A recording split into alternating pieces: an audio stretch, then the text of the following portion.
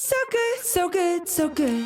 Everything you want for summer is at Nordstrom Rack stores now and up to 60% off. Stock up and save on the brands you love like Vince, Sam Edelman, Frame, and Free People. Join the Nordy Club to unlock exclusive discounts, shop new arrivals first, and more.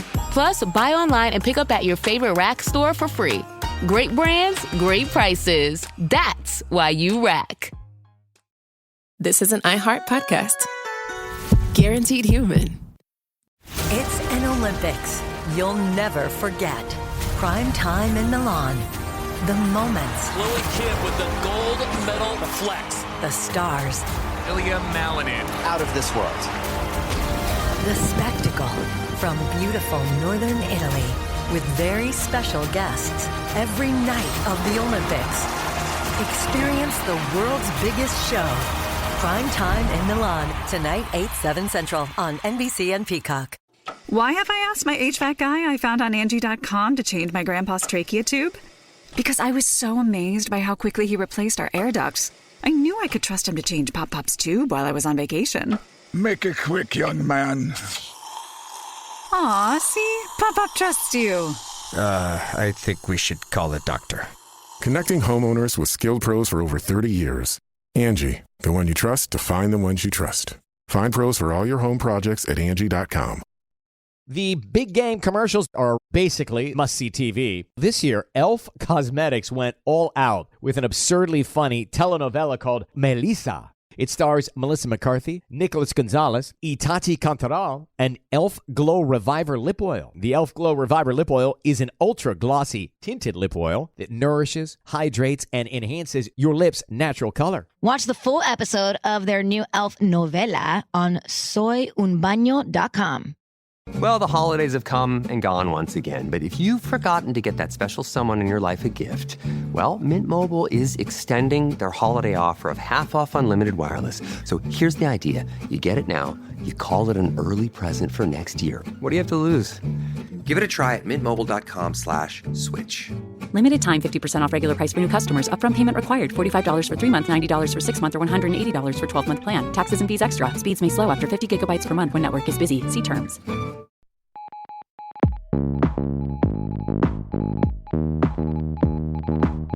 In the end, this will prove to be a tremendous mistake for the Republican Party, only because the president has tried very hard in the last 2 elections to win Minnesota. Trump almost won it twice after all the unrest and all the chaos in the state. How do they go in there and campaign?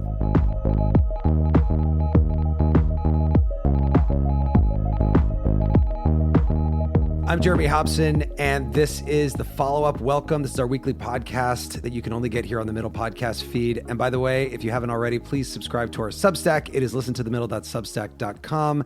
Also, by the way, we are doing a $1 match for your tax-deductible donations to the Middle at listentothemiddle.com. That's thanks to a generous offer from the Tyler Dickman Foundation. So if you love the Middle, please consider making a donation today. Okay, so we had a very busy week last week following the fatal shooting of Alex Preddy by federal authorities in Minneapolis, and we partnered with our friends at NPR News, that's Minnesota Public Radio. I went to Minneapolis for 2 shows. One was our regular live show with calls about what is happening there and what it means for immigration enforcement and for our democracy. And the other was a special town hall that we pulled together where more than 100 Minnesotans came out to tell us about their experience right now. It was very powerful. If you haven't heard that, take a listen to it on our podcast. But we're going to hear more from both of those shows as we talk through them with our guest today, Charlie Mahtesian, senior politics editor at Politico. Charlie, great to have you here with us on the follow-up. Great to see you again, Jeremy. Well, and following Preddy's death, there were a lot of things that happened in the national news. We had the removal of Gregory Bovino from his post overseeing immigration enforcement operations in Minneapolis. President Trump sent the border czar Tom Homan in. He's been talking with the governor, Tim Walz, and Mayor Jacob Fry. He said there'd be a drawdown of ICE operations there in Minnesota, but then President Trump said there wouldn't. What do you see happening as a result of the Preddy death and Renee Good's death as well? Yeah, I think the blast radius, Jeremy, has been very vast and wide. I mean, it's coming against the backdrop of a good bit of news as well. I mean, you've got the partial shutdown, you've got the Epstein releases, but I think Minnesota and Minneapolis in particular and the killings have really rattled the political world in a way that I haven't seen since the beginning of the administration. And you can see the signs of it on the right, particularly with the Republican Party, members of Congress, elected office holders. They understand now that the 2026 landscape has really been shaken up in a dramatic way. And you see them, and you already see on the fly members of Congress changing their views. I mean, the Republican Party was fairly united behind Donald Trump in his immigration crackdown before, and you rarely heard voices of dissent. Now you hear lots of voices of dissent. Not a lot of outright criticism yet, but we're hearing the kinds of dissent that we're not accustomed to in the Trump administration from the Republican Party. And I think that is reflected in the poll ratings. If you look at the poll ratings, Republicans are really unnerved about that because they're seeing across the board on issues that Republican Party is traditionally strong on, and particularly the Republican Party in the Trump era, those numbers are going down. And I think the scariest number of all is the number where Donald Trump has dominated in recent years, and the Republican Party, and that's on immigration. And he's now underwater on his net approval ratings in immigration, and that's kind of unheard of. And yet the people in Minneapolis are still saying ICE is still there. They're still scared. Listen to one of the people who came to our town hall. My name is Elvis Rivera. I'm a resident of Brooklyn Park. I'm also a first-generation immigrant from Guatemala. It seems that folks tend to believe that if you don't antagonize or if you just do what they say, everything is fine. And what I want to contribute is something that happened to me literally just this morning. At 6 a.m, I woke up to an ICE truck sitting outside of my house as my kids were going to school, as my kid was staying home before his parent-teacher conferences. And they wouldn't leave. They didn't come out. They didn't knock on anybody's door. They just sat there to intimidate, I assume. That's the reality that we're living in. Even when you're not out there protesting, even when you're not, quote unquote, antagonizing, they are intimidating. They are coming to our front doors. They stole a safety of the refuge of my home. So, Charlie, this man, he's a naturalized citizen. He told us that he carries his passport around everywhere he goes because of this.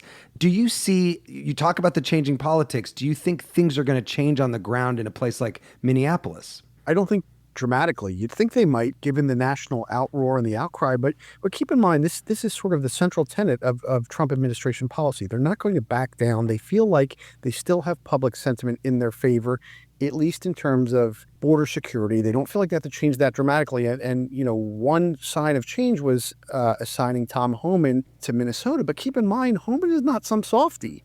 Right. He is still a hardliner.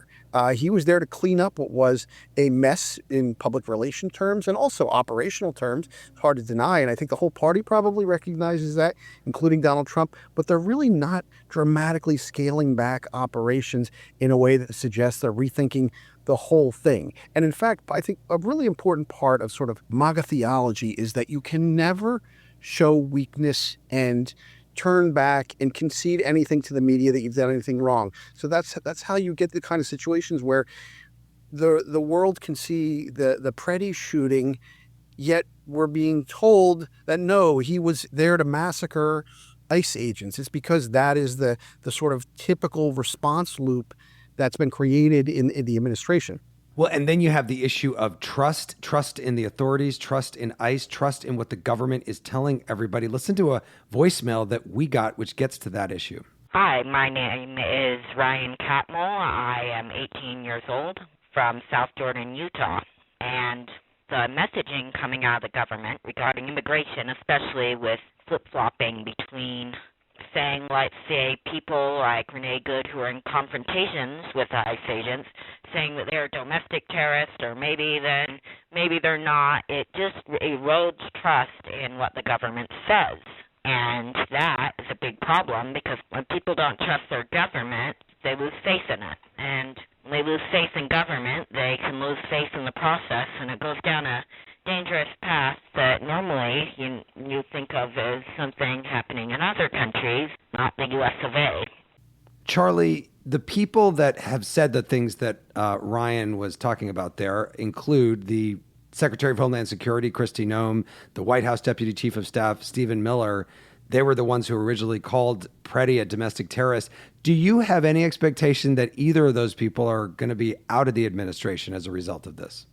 I would say not Stephen Miller. I would be shocked. Miller really seems to have the ear of the president. They're very close, I think. And he also has a power base within the White House that just seems would be really hard to shake from. Noam, I think, is maybe a little bit different. I think a lot of people were looking to see, there was a cabinet meeting last week. People were sort of trying to read the tea leaves of how the president treated her to see if he would defend her as vigorously as he defended Pete Hegseth in a cabinet meeting that happened after Hegseth ran into some trouble, and there really was no attention paid to Kristi Noem. So I would say that if you're in the predictive markets and looking for bets, that would be the better bet, that Kristi Noem would be released, in part because of the operational fiasco that Minneapolis has been, or maybe her top aide, Corey Lewandowski, but I think either of them before we saw anything about Stephen Miller. And keep in mind, Jeremy, as you know, one head kind of already did roll. Gregory Bovino, who was what do they call him, the commander-in-chief or whatever of the operations there in Minneapolis, was sent back to California.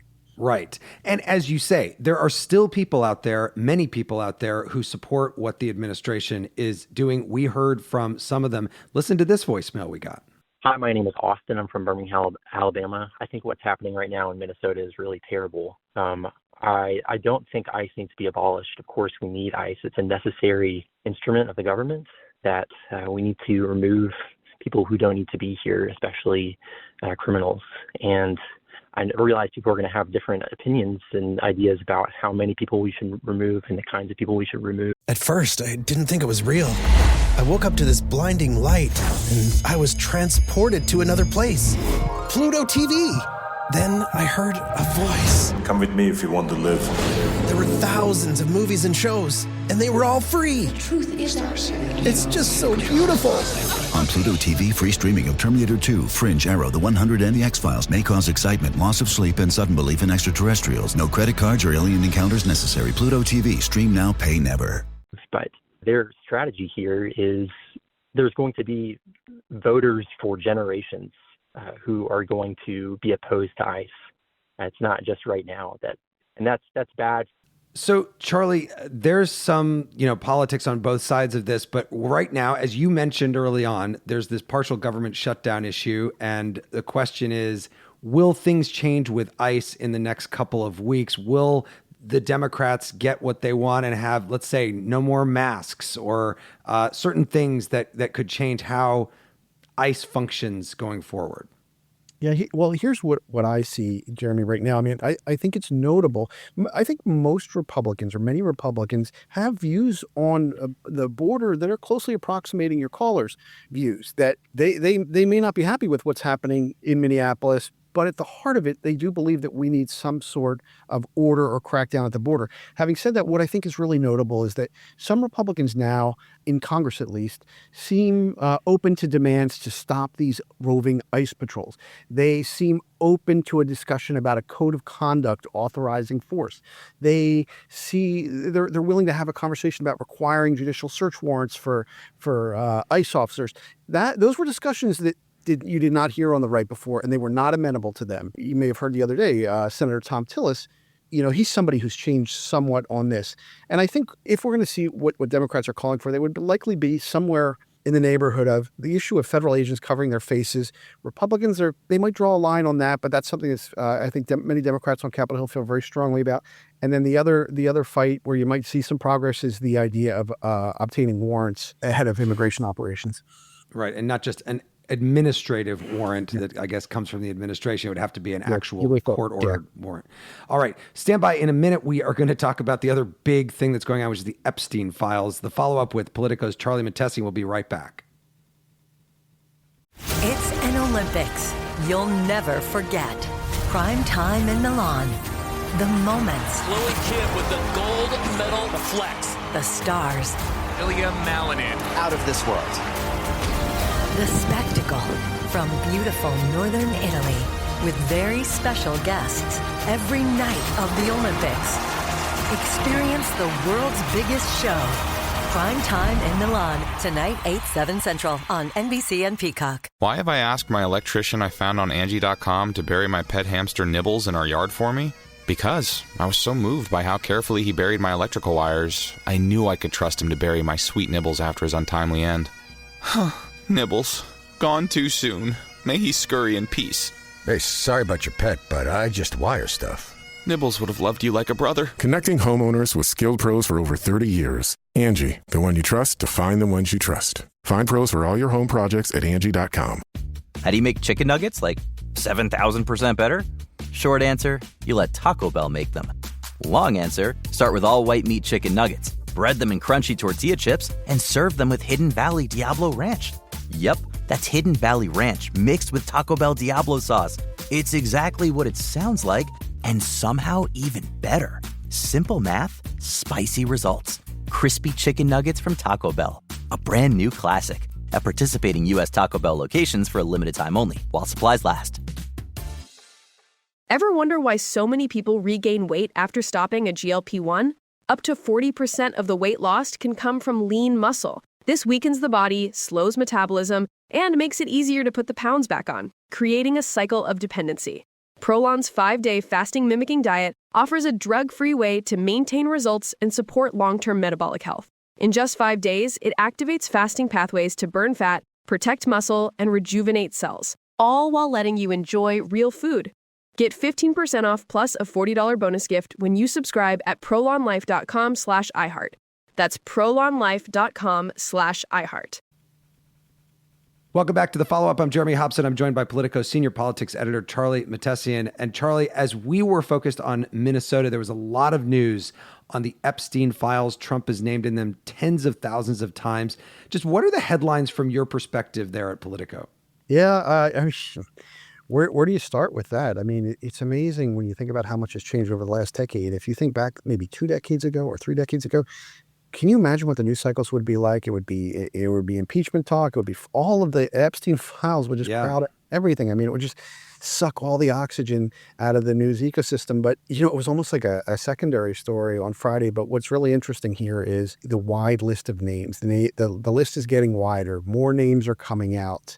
I think in the latest document dump, there were more allegations about President Trump in there. And so I think the breadth of it, of what came out Friday, and keep in mind, this is fairly late in the cycle of Epstein releases. We were promised long ago that we would get the full disclosure of everything. And now this late, we're getting documents that are fairly substantive in the allegations. Yeah. They make new names. So, it's still a simmering story. Well, and a lot of the people who were calling for the Epstein documents to be released seem to be the ones who are, like Pam Bondi, for example, is the Justice Department put out some that had Trump's name in and then deleted them. How does that make sense?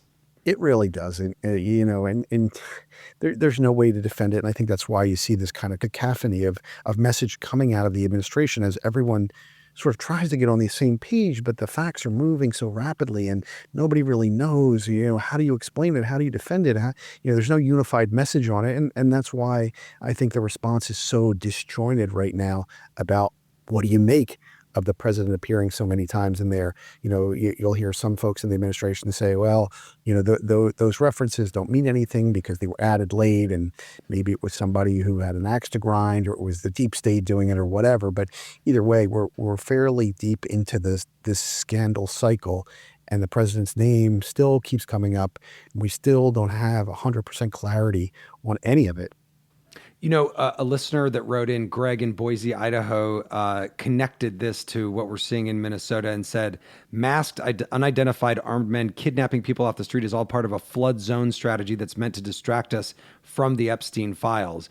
Do you expect, Charlie, that the Epstein story will continue for a long time, even if, it's just like this drip, drip, drip? Yeah, I do think it is. I do think it will continue for a couple of reasons. Number one, on the left, Democrats now have a political incentive to. They didn't care about the Epstein Files before, when it was largely something that was just percolating as a Republican conspiracy theory. But now they're very invested in it. And now there is a lot more belief that there's some there. That people want to get to the bottom of it. On the left, because they know the political damage that it would cause. And then on the right, you have some people who are sort of excusing it, or if you're really a hardcore supporter of the president, you'll find a way to exonerate him in some way in your mind. But I think on the right, there are a lot of folks, that, particularly in MAGA, who are very devoted to this scandal, have followed it from the beginning, know a lot about it, know all the names, are very well versed in this whole saga, who the players are, the documents, all of it, and they're paying close attention, and they're not entirely satisfied. How big is that portion? It's hard to know, but there's definitely a segment of the MAGA movement that's that way. Charlie, let's listen to one more voicemail that came in about what's been happening in Minnesota. My name is Shirley Ellison. I'm calling from Wisconsin. This is not about anything more than the administration in Washington, D.C. putting pressure on blue states.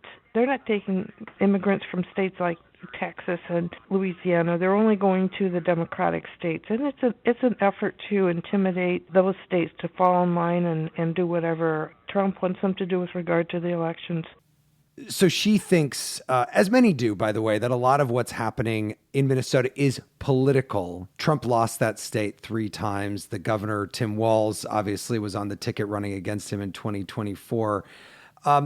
With everything going on, it does seem, though, that the Trump administration, President Trump, is still very focused on the politics and looking ahead to the midterms, even though he's not going to be on the ballot in 2026. Sure, the president's still obsessed with the politics. Look what else happened recently.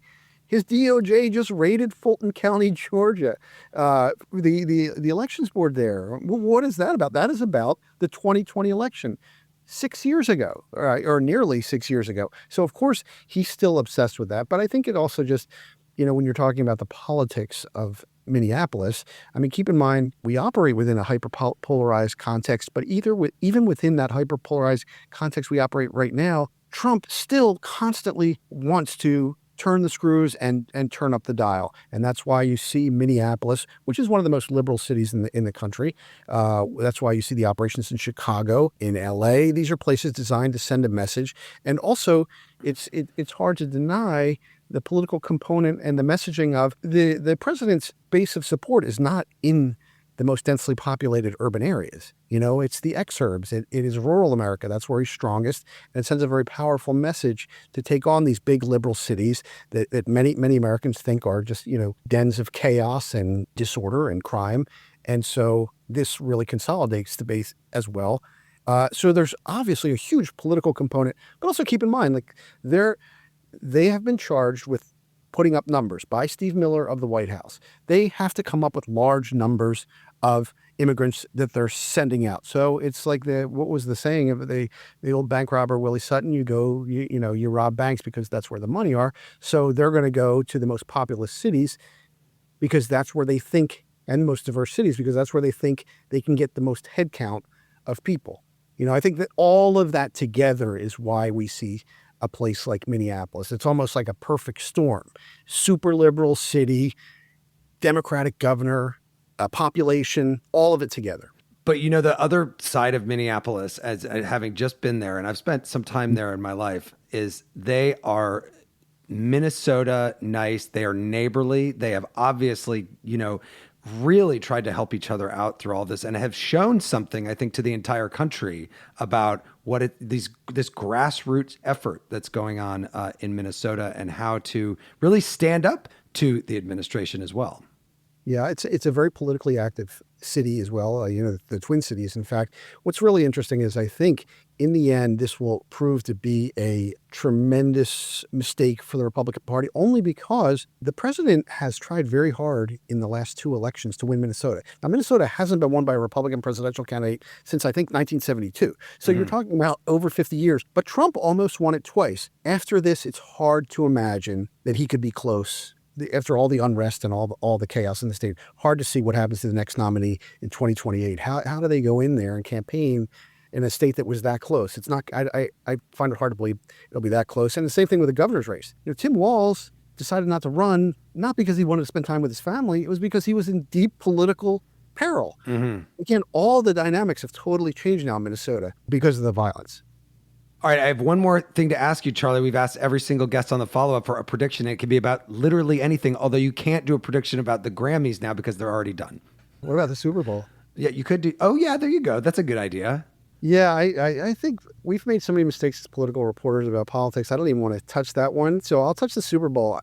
Less a prediction and more a dream, a hope, a wish. And I'm sorry you'll hate me for this, but I hope the Seahawks will defeat the Patriots. And I think they will. You know, I grew up in Champaign-Urbana, Illinois, where we never had a good football team when I was growing up. And we weren't really Chicago people. And we weren't really St. Louis people. And so I really don't know anything about football. And I don't care about the Patriots, except that I did live in Boston for a while. When I do that, yeah. Right. All right. Charlie Mahtesian, Senior Politics Editor at Politico. So great to have you on. Thank you so much.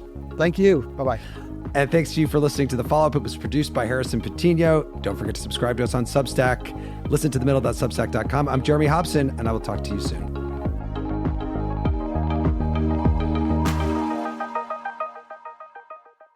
Owning a home is full of surprises. Some wonderful, some not so much. And when something breaks, it can feel like the whole day unravels. That's why HomeServe exists. For as little as $4.99 a month, you'll always have someone to call. A trusted professional ready to help, bringing peace of mind to 4.5 million homeowners nationwide. For plans starting at just $4.99 a month, go to homeserve.com. That's homeserve.com. Not available everywhere. Most plans range between $4.99 to $11.99 a month your first year. Terms apply on covered repairs. You see it instantly. It's Coldwater Creek, the mark of exceptional workmanship and signature touches inspired by a Mountain West heritage. Distinctive styles created from quality fabrics, silhouettes perfected with just the right drape, feel-good fits offering ease of movement, and thoughtful details to elevate your look. Coldwater Creek's authenticity is embodied in every piece, embracing its confident spirit that carries through to today. Discover Coldwater Creek clothing, designed to fit your life the way you want. For a wardrobe you can count on season after season, visit coldwatercreek.com.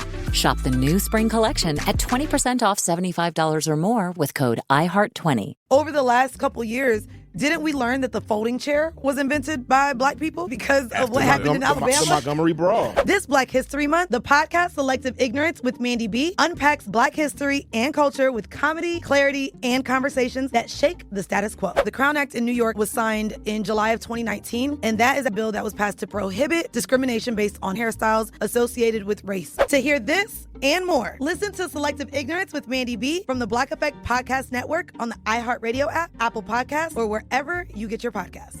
1969. Malcolm and Martin are gone. America is in crisis. And at Morehouse College, the students make their move. These students, including a young Samuel L. Jackson, locked up the members of the Board of Trustees, including Martin Luther King Sr. It's the true story of protest and rebellion in Black American history that you'll never forget. I'm Hans Charles. I'm Menelik Lumumba. Listen to The A Building on the iHeartRadio app, Apple Podcasts, or wherever you get your podcasts. This is an iHeart podcast. Guaranteed Human.